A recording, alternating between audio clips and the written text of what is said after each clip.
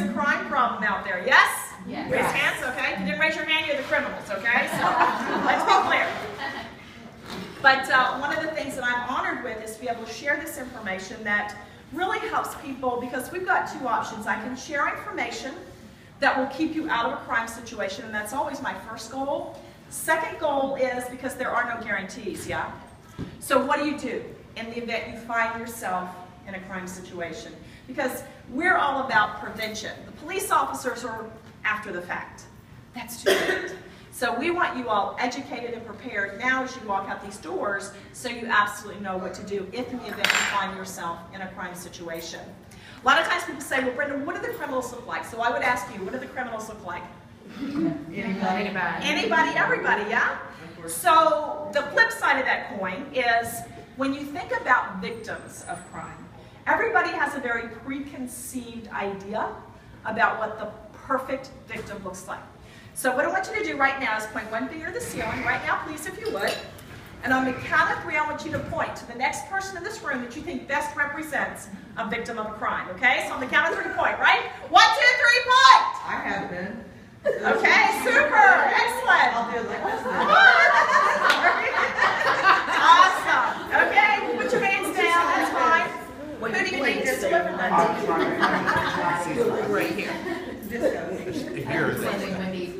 Right here. Thank you. Thank you. So here's the challenge with that question, because I ask it in every presentation that I'm doing in 35 years. And what most people do is they point where? To somebody else. Because see, our belief system is, it's not going to happen to me. It's not going to happen to the people that I love in my life. It's always going to happen to somebody else. So the first awareness we need to realize is we could be a victim of crime. Because that will heighten our sense of awareness and paying closer attention to what's going on around us. A lot of times people also say, well, you know, where do crimes happen? So where do crimes happen? Where do crimes occur? What time of day do crimes occur? Anytime. Who do crimes happen to? Everybody. Anybody and everybody. So if the reality of our lives are such that we know crime happens anywhere, at any time, to anybody, what have you all done to really help protect yourself and your families? And most people kind of look at me just like you're doing right now, like deer in the headlights. I don't know. That's why we have been so effective for 35 years at sharing this information and giving people strategies, giving people tools to be able to help them save their own lives, or again, somebody that you love. Number one place that crime occurs, where do you think it is? Number one place that crime occurs? In your home, exactly. But that's our place that most of us, you know, we're like, okay, that's my safe place, that's my safe haven, I lock those doors. We have things like home invasions, home burglaries. They're happening all the time. In fact, every 12 seconds, somebody's home is broken into. I've been a victim of a home burglary years ago when I lived at home with my parents. Some of you all may have had that experience.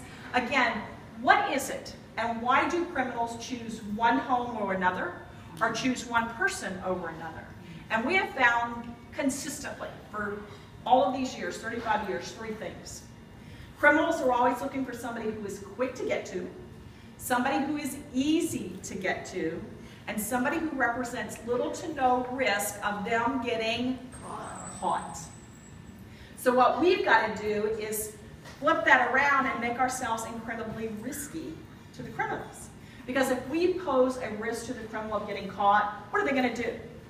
Pass us by. They're going to go somewhere else. So here's the key. What does risky look like? Because there's many different areas and ways we can be risky. So let's start out by talking about our homes. What can we do starting today to keep ourselves and our families safe? Because it's not about hearing this information and go, wow, that was a great program. You know, I'll get around to it, you know, or I'll do it someday. This is information you want to put in your lives and incorporate today and this day forward. Because you never know. And again, the more risk you are, the less likely you are to be a victim of crime. So what can we do in and around our homes? A number of different things. Good deadbolt locks, we all know that. Keep your doors locked consistently, because some people live in more rural areas, have a tendency to go, oh, I'm not going to lock my doors. I don't care where you live, lock your doors. Second thing you want to do is make sure you have good lighting, okay? A lot of people say, yes, I've got my lights on, timers outside, you know, dawn to dusk. take it one step further and have lights on timers inside. Because what illusion are you creating for the criminals that may be watching? You appear too risky because there's somebody up, they could get caught, seen, whatever. So again, create that element of risk. Another thing that you can do aside from lighting is noise. A couple of different ways you can do this. Every day when I leave a radio or TV on. Again, I want to create the illusion. Somebody's there. Is there? No. But again, if somebody comes up and listens in and hears voices, they're going to assume somebody's there. Well, you know what? On both sides of me, there's nobody home because they're at work. So I know, again, that's a good neighbor policy. It's in the criminals next door, right? However, we want to just make sure that we're doing the things necessary to keep ourselves and our families safe. Another excellent thing to do in noise deterrent is dogs. Dogs are a great deterrent, okay? But people tell me two things. Either A, I don't have a dog, or B, I have a dog that would lick the criminals to death, okay? So depending on what your scenario is, make sure it appears as you have the biggest, baddest dog in the neighborhood. So I tell people, Kmart, Walmart, whatever, get a dog food dish like this big, okay? Put a really good name on it. Killer's my preference. Satan, Jaws, Ripper, whatever you want it to be. Put that dog dish out back, because criminals are looking for what? The way to get in that they can't be seen by others. So if they come around the back, they see Killer's dog food dish this big. They do not see Killer. What are they going to assume? He's in the house. He's in his house. So again, that's an element of risk. The criminal's probably going to say, you know what? Don't really want to meet Killer today. Let me go somewhere else. Again, every stumbling block you put in their way causes you a safer environment, and that's what we're looking for. Security systems, great deterrent as well when it comes to noise. How do you know when a home is alarmed? How do you know? A lot of times, signs in the yards, you know, landscaping, people always tell me, you know, these signs have a tendency to disappear pretty easily, okay? So we've always told people having stickers in the doors and windows, because what that does is simply creates the illusion that if somebody's looking for a quick, easy, low-risk target, and this is on every door and window of my house, they're going to automatically assume that I've got a system, yeah? And if they try to break in, what's going to happen? Alarm's going to go off. If you're tied into a central dialing station, police are going to be called. So it's enough of a deterrent that will cause that criminal to, again, go somewhere else. It's simple, it's easy, but it's very, very, very effective. But a lot of people say, but Brenda, what if? What if the criminals still get into my home? What do I do? Now, we oftentimes think of the criminal as the boogeyman, you know, the bad person, but we let strangers into our home, up to our doors all the time. Yeah. They are called repair people. Anybody had a repair person come to your home? Package delivery person come to your home? I certainly get them. I'm sure many of you do it here. Pizza delivery or takeout. Okay, everybody raise their hands. Right. Again, these are strangers. We don't know them. We hope they're there for the reasons they say they are, but what if? You know, you're going to real estate investment. Are you going to be meeting inspectors and subcontractors? Real estate, there are some industries that are even more at risk than others. That's one of them. So again, we've got to realize some of the stories that I get over the years of doing this is I had a woman, Centera nurse. She had a plumber come to her house, fix the plumbing, no problem, and he left. She said, Brenda, about like a week or two later, she said, I'm in my basement, I'm doing the laundry. She said, I heard a noise. She said, I turned around and looked, and there he stood in my basement, very intoxicated. Oh. The question is, how do you handle that? You know, when you're confronted, most people haven't developed the strategies to know what to do in that situation, and that's a time of what? Fear and panic for most people, and you say you don't have the resources when you're in that state. Another woman in Virginia Beach, she said, Brenda, had this guy come to my door, had this big package. She said, okay, fine, I'll take it, I'll put it over here on my table, my husband will get a blow ball. Guy said, well, it's really kind of heavy, let me help you with it. So he kind of just reached in and he set the package down, but as he did, he kicked the door shut with his foot, and he attacked her in the entranceway of her home. And she said, Brenda, ask people, if they keep weapons at all in their home, where commonly are they kept? In the bed. Bedroom is always number one, kitchen is number two. She said, Brenda, I was by the front door. She said, I didn't have a chance to get to the bedroom, let alone get to the kitchen on the other side of the house. That's why we've got to think very strategically. Again, I do a lot of programs for the real estate industry, and I had a young girl, I was doing a new agent training a lot of times, and this young girl came up to me after a class and she said, Brenda, let me share with you what happened. She said, when I was 13 years old, I was a latchkey kid. Now, what do we have in America? We have tons of families with latchkey kids out there. She said, I lived on a military installation. She said, a guy broke into my house and trapped and cornered me in the laundry room of my house. And she said, Brenda, the only thing I had was bleach, and she said, I threw it on the guy. So again, we've got to realize that there could be 2, 3, or 4 places that strategically, we just want to make sure that we've got a way to stop that intruder if indeed they get in and trap us or someone that we love in our house, because the only thing that we want for you is to get safely out of the situation. That's it. Another situation. You all drove here today. Like me, we do a lot of networking, so we're driving all over Hampton roads. Anybody ever had a breakdown before in a car? Breakdown? How's it feel in just a word? Psycho. Terrifying, vulnerable, terrifying, a lot of angst. A couple of things you want to be mindful of if and when you find yourself in that situation or a family member. Number one, stay in your car with your doors locked. You're much safer inside than you are outside. Second thing you want to do is move to the passenger side and sit and wait. Why? Make them think somebody else. It appears that somebody else is with you. They've gone for help, but they'll be back any moment. So criminals driving by looking for a quick, easy, low-risk target will think that somebody could be pulling up right behind them at any moment. So again, it makes you a riskier target to the criminals. Now let's say you've got a family member out here today, they call you this afternoon, they're broken down. On average, anywhere they may be, anywhere you may be, on average, how long would it take for you to get to them? Most people tell me 20 minutes, 40 minutes, 30 minutes to an hour. Doesn't matter, somewhere in that time frame. So yes, they called you, yes, you're on your way. But do they still have some time of vulnerability while they're sitting there by themselves? Sure they do. So we just want to make sure that that vulnerability is reduced as much as possible while they're sitting waiting for you. Now here's the other thing. How many of y'all have cell phones? Great tool, yeah? Anybody ever picked up their phone and it was dead and went to use it in the car? Or you were in a dead cell and you had no phone receptivity? So even though cell phones are great, they're not always available. So we've got to make sure that we've got all the bases covered. So let's say that that loved one is sitting there, they're waiting for you to get there, but plastered in the back window of their car is a sign. Now imagine this, they're sitting on the side of the road, this is in the back window, criminal drives by. Are they going to stop to bother your loved one if this is in the back window? Yes, no, maybe. Come on, yes, no, maybe. No. Why? If this is in their back window. This is a simple answer.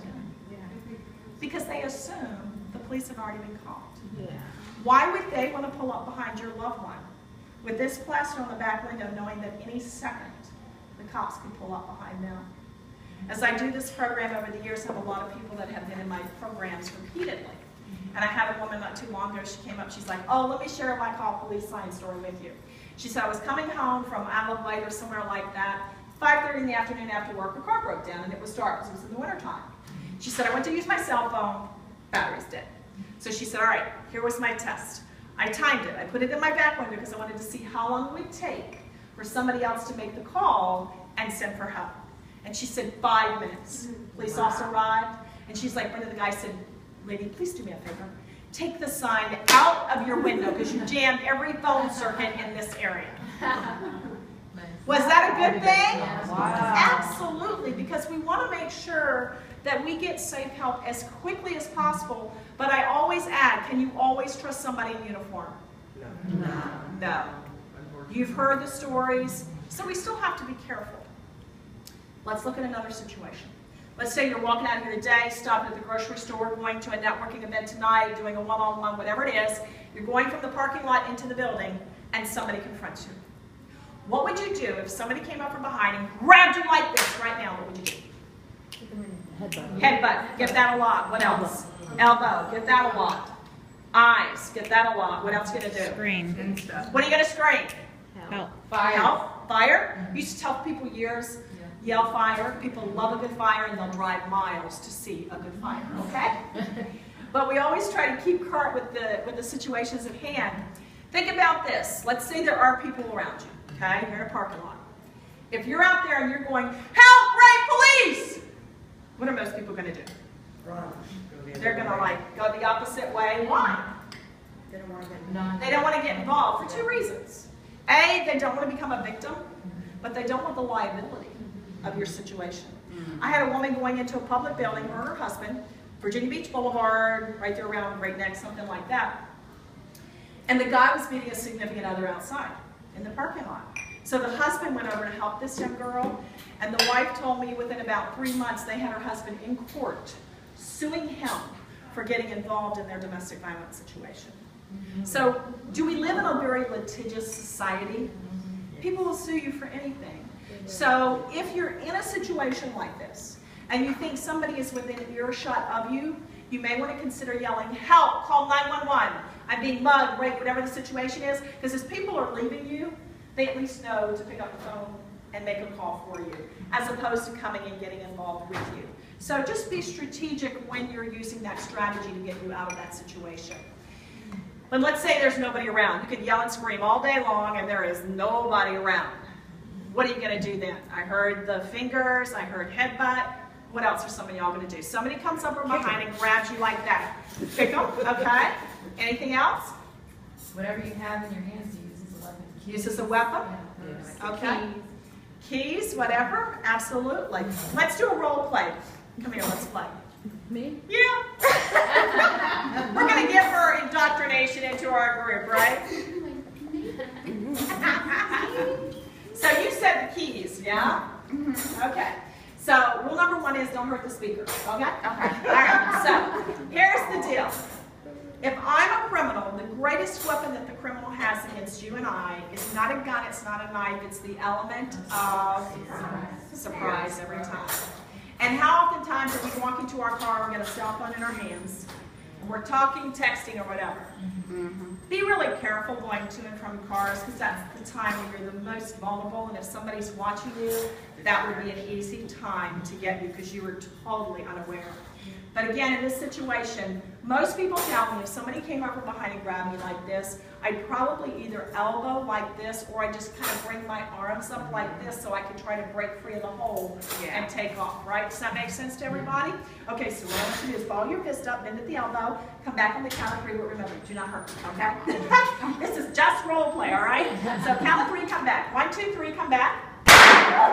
What the? Now, I'm a real criminal, and this is a real weapon. She did? Yeah. She already had a heart attack? Yeah. Thank you. Help us out. Good job. Give her a hand. That was good. Now, the important lesson there is, as a criminal, in that scenario, why did I use this? Why did I use this? Because she did what? She fought, she resisted. Yeah. That is the worst thing you can ever do in a crime situation is resist or fight. Because all you're doing is escalating the violence of the situation. The most important thing any one of us can do in that kind of situation is stand stark still and ask, what do you want? Because they're going to tell you exactly what they want. They're going to do it in very vivid detail. And what most oftentimes do they want from us? Money. Car keys. Jewelry. Would you give it to them? Yes. That was pretty good. I like a yes, but that was pretty good. And the reason I say that is because women are my biggest violators. You know, they're fighting to hold on to that Gucci bag, or I had a real estate person not too long ago fight for her files in the back seat of the car when she was being carjacked in Virginia Beach. Crazy, crazy things. We have to realize, absolutely, take it. I was doing a presentation for LS Nesbon. We hadn't gotten the presentation scheduled yet, but we were in process. And one of the young girls coming to work one morning, about 8 o'clock, busy intersection, she was making a deposit at her bank. Made the deposit, stepped back, guy standing right behind her. And he said, give me your money. But in her panic state, she didn't hear the words, so she turns around and she pushes the guy. Well, he proceeds to beat her. He broke her nose. He broke her collarbone. She wound up in the hospital. She's traumatized. All of her coworkers are traumatized.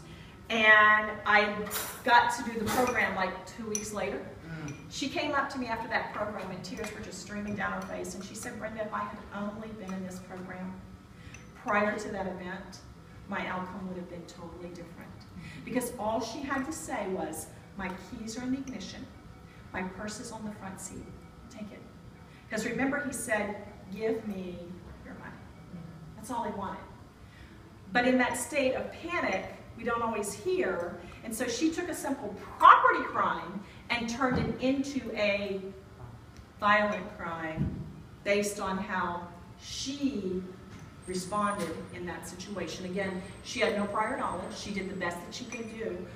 But having these strategies saves lives. Now, let's say we get in the same situation and we ask, what do you want?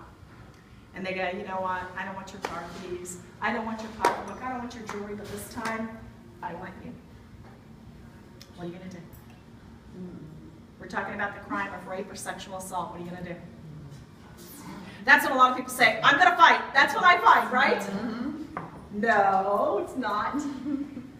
Rape is one of the fastest growing crimes always in this country.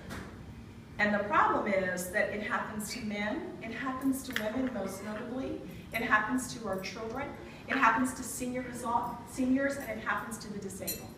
Rape happens to everybody. In the state of Virginia, 1 in 4 women will be placed in a rape situation in campus universities around the state and around the country. 1 in 4. We all know that it's a little more heightened now. We see more of the reports. It's been happening all along. It's just a little bit more verbalized, and it's on TV now. So we've got to make sure, even children, my husband was sexually molested twice, once by a priest, once by a family friend. So it happens. We've just got to make sure that we have the knowledge and the tools and the strategies to know what to do given we're placed in that situation, or somebody loves placed in that situation. So I always tell people, in a rape situation, there's a couple of different things you can do. Number 1, try to talk your way out of it. Say, no, you won't do this to me, or I've got AIDS, I've got herpes. Whatever you want to say, now's a really good time to start saying that, okay? Second thing is try to gain the psychological advantage. Fake a heart attack.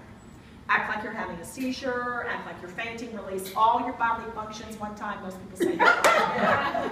Yeah, I try to be on myself. I can do that. You know, and at that time, you know, that may happen anyway. Absolutely. Because if you've never been placed in that situation, it's a very terrifying situation.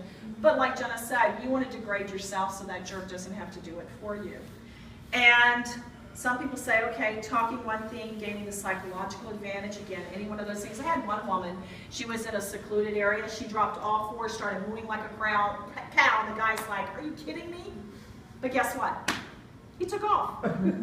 So would you be willing to do something weird, crazy, or psycho that meant saving your life? Yeah. Absolutely.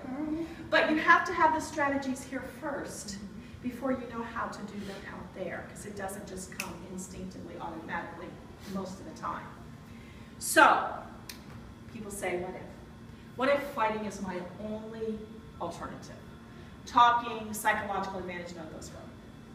Again, fighting is always your last alternative, but there are 2 techniques that we have taught for 35 years because they work.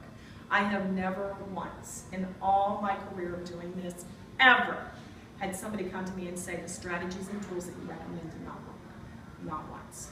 So I'm pretty honored by that because we speak to a lot of people all over the country, and I have for years.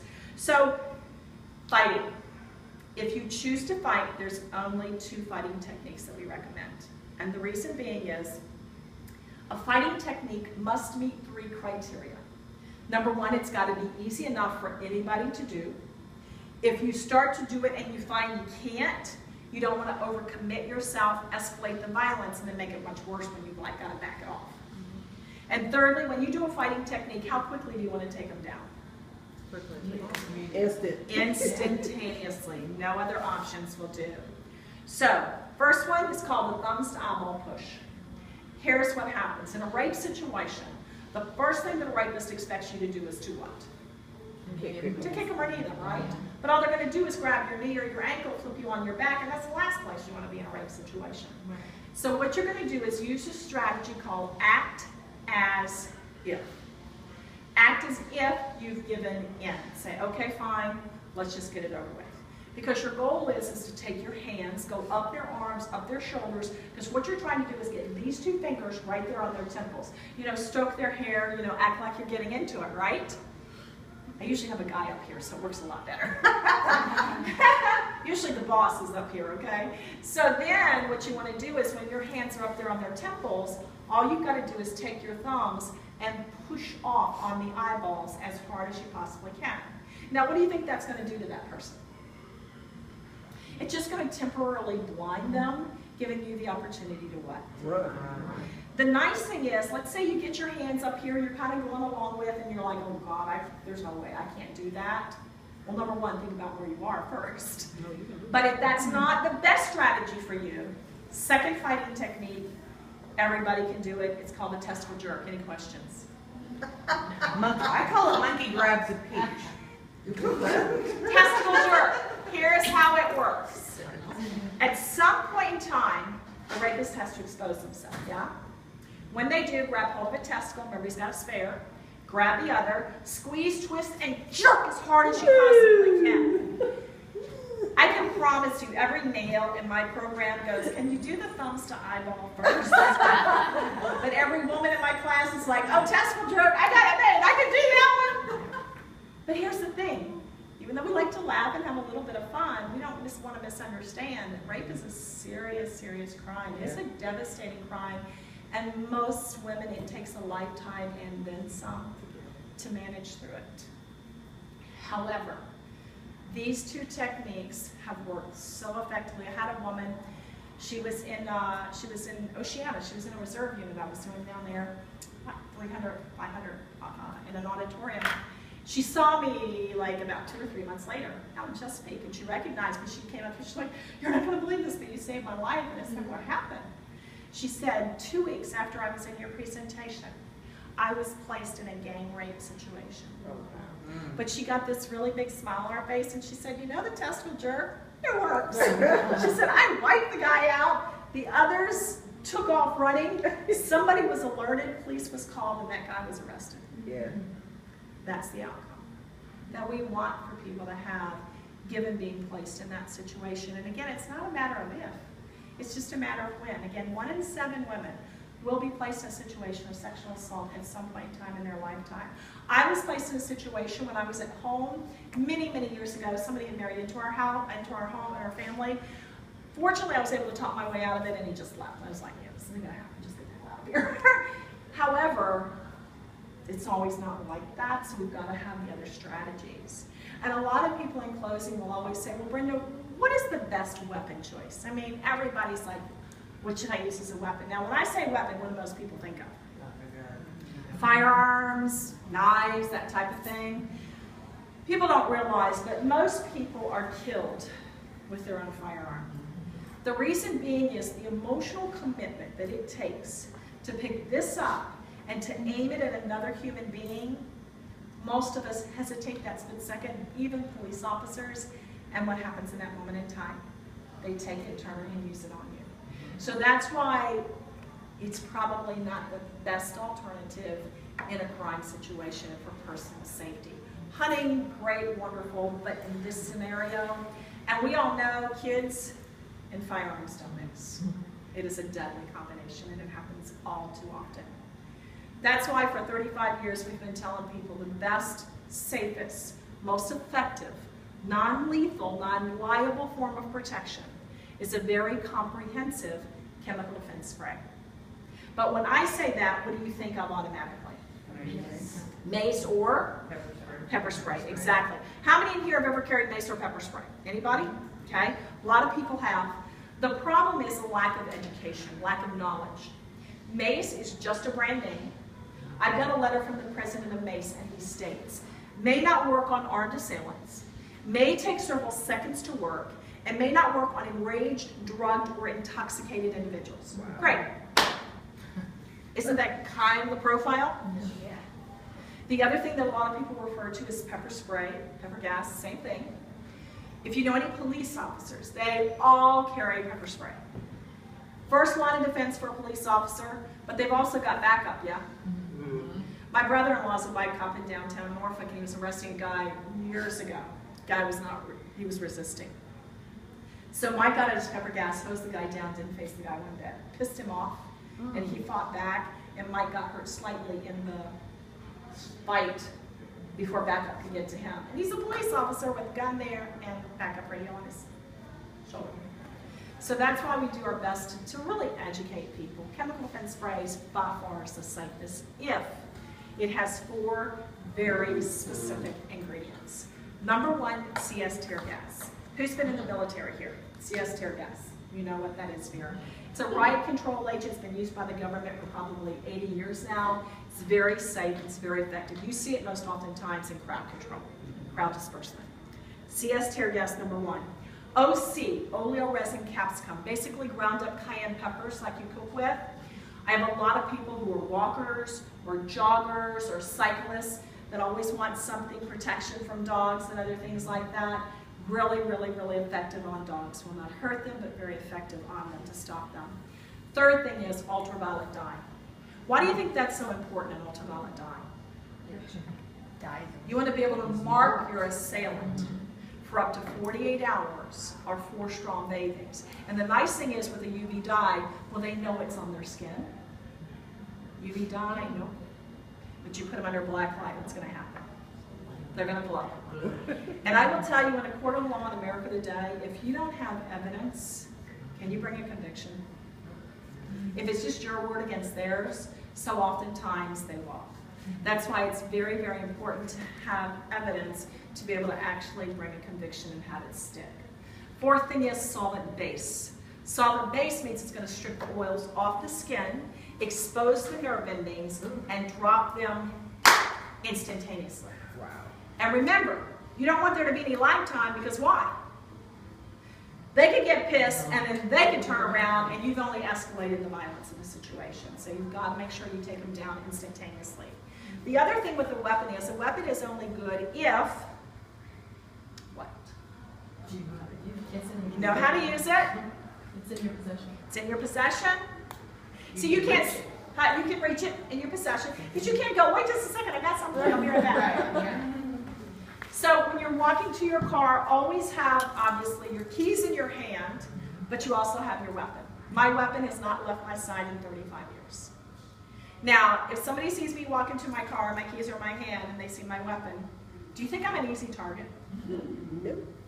Because this is an incredible visual deterrent to any criminal watching that I'm probably not your best candidate. And you might want to just pass me by and go somewhere else. So number 1, more than anything, it's an incredible visual deterrent to criminals that are watching. The other thing is, let's say you have to have your car serviced or valet parked. You only give them your car key, not your house key, and not your weapon. Because they can certainly find your registration, make a copy, and then you're done. So make sure you have a key release or pull apart. The other thing is, if you have to use it, you're outside, obviously, you want to make sure it sprays in a strong stream 6 to 8 feet, not in a mist or a fog line. Because if there's any wind, it's coming right back on you, or it's going to dissipate and blow away and not be able to get to the assailant. So that is critical. The other thing, a lot of people have carried chemical defense sprays. When do they expire? Anybody know that have carried pepper spray or mace in your life? Actually, 1 year. And the reason being is the propellant that causes it to disperse will go flat. Just like a Pepsi goes flat in a bottle. So even though you can sit there and go, oh yeah, I can hear it, it's shaking around in there, the time to figure out that it's not going to work is not when you're in a crime situation. Because again, all you're going to do is escalate the violence in the situation. And lastly, I tell people, if you really want the peace of mind of knowing that it's going to work, test it. Any volunteers? I have done this on purpose, and it's probably now been 20 years ago. It was the worst pain I've ever felt in my entire life. But what we do in here is use a styrofoam cup. Styrofoam is made up of oils hundreds of times more than would ever be on a criminal's skin, because what you're testing for is how quickly is it going to take them down. So all you need to do is just a little teeny tiny bit, and what it'll do is instantaneously, wow, it'll strip the oils off the skin, expose the nerve endings, and drop that person instantaneously. I can tell you I did this full thing like that in my face 20 years ago. We videoed the whole thing. It felt like somebody literally torched my face on fire. It was the worst pain I have ever felt in my entire You life. did that on purpose?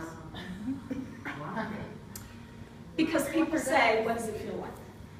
And I need to be able to tell people what this does. Because I have such a belief in what I do every day. And I'm all about saving lives. So I'm only going to say that you need this if I'm willing to hear it and I know that it works. That's why I did it 20 years ago. Trust me.